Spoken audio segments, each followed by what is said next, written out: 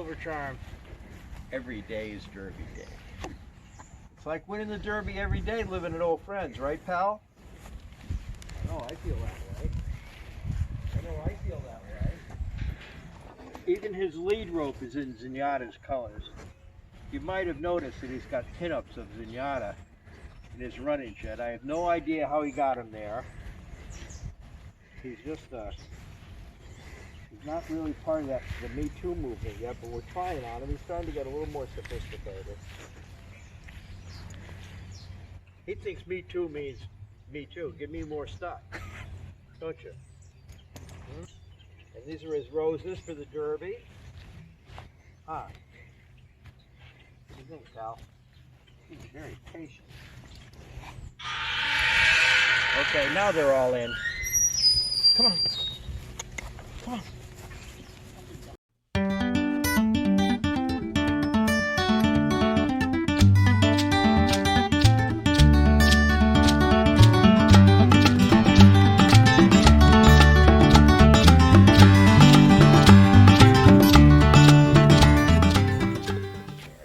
I already know him. He's one of the most popular horses we ever had here, and certainly the most recognizable.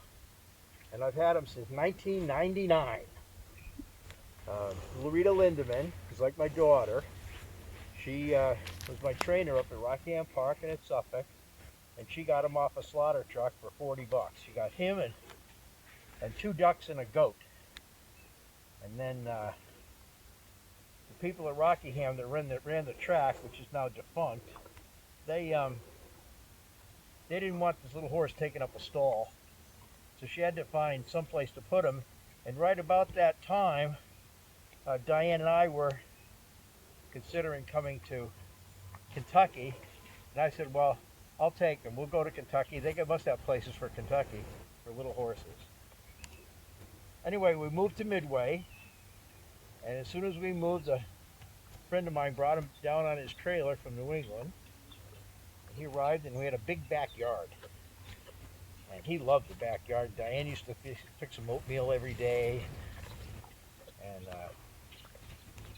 he was a great pet to have. You know, we'd only been there for a few weeks. And unfortunately, yours truly, I have to finally admit this, made a huge mistake. And I left the back gate open. And that night, around 2 o'clock in the morning, there's a knock on the door. And I'm thinking, gee, we only been here for 2 weeks. Who's knocking on our door at 2 o'clock?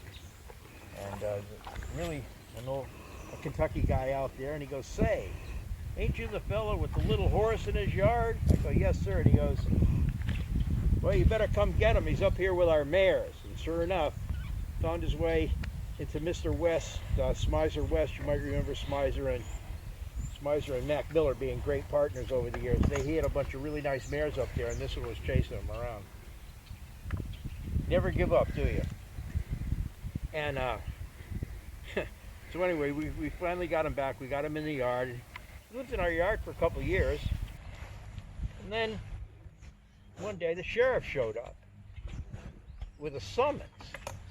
And I said, wow, what is this? He goes, well, do you have a little horse in your yard? I go, yes, sir. And he goes, well, it's against the rules, the zoning rules, to have a horse in your backyard, and you're going to have to move him. I said, oh, yeah? Well, we'll see about that. Well, first of all, everybody in the neighborhood loved this horse, so I knew it wasn't anybody on our street or anything, because the kids would go by and play with him, and he's such a hit, weren't you, buddy, huh? But just to make sure, I called Penny Chenery, of course, the owner of Secretariat, and she spearheaded the drive for a petition to keep Little Silver Charm in my yard.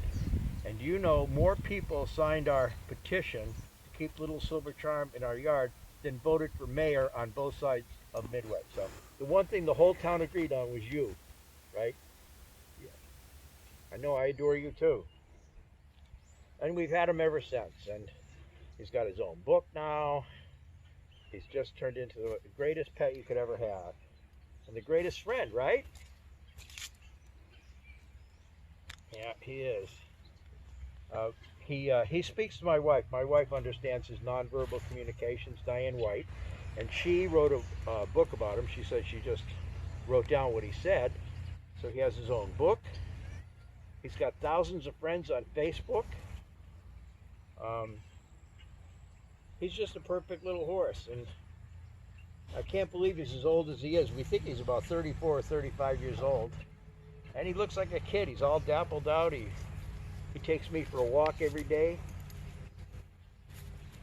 and he eats well. And Dr. Waldridge took a look at him a few weeks ago and said he's never been doing better. So he comes in the house occasionally.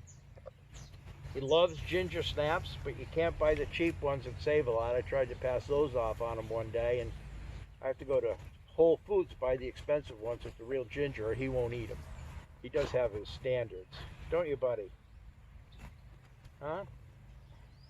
And we come out here, and usually I have my racing form in my chair, and he helps me handicap.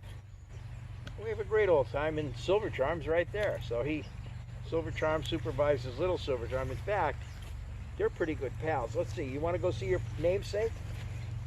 So I named him Little Silver Charm because Silver Charm was my favorite horse of all time. I never thought I'd end up with both of them. You want to show Silver Charm that you also have a whole bouquet of roses? Silver Charm, look who's here. Come on, look who's here.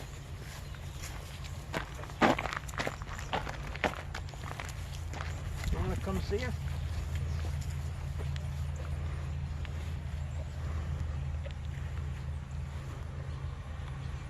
He's doing great. Your namesake's doing great, isn't it? Huh? Yeah? Silver Charm. Not gonna come. No, of course not. He says, you don't give the orders around here. There he comes. Here comes your pal. They do like each other an awful lot. Don't you, huh? Silver Charm, look who's here. Here's your body. Here's your body. Yeah, I know, I should put some carrots in there. Can I have a kiss? Thank you. I wear this mask for more than one reason. Huh? I'll give you your carrots, I will. I promise. Oh, got a new halter. We must have auctioned off another one. Another Silver Charm halter. Wow.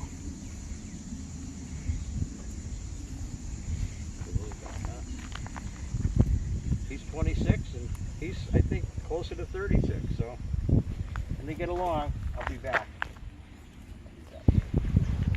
One of the things we used to do, Silver Charm and I, when we lived in Midway, I used to take him on walks. We'd go over to the quadrangle over at Midway College. All the girls would come and make a big to-do about him and give him treats. And then some days when we had the energy, we walked all the way downtown, and he'd walk around town and visit the different stores and everything. But his favorite place was a wine and beer store that Bill Vanderdoel, who now runs one of our adjacent farms, he used to take care of Northern Dancer. Bill had a store, and we used to go into the store, and I'd have a beer, and he'd have a little saucer of little Chardonnay. He liked Chardonnay, so he'd have a saucer of Chardonnay. I had my beer. We never had to pay for the stuff because whenever he showed up, everybody, the word would get out, and like within a half an hour, there'd be 7 or 8.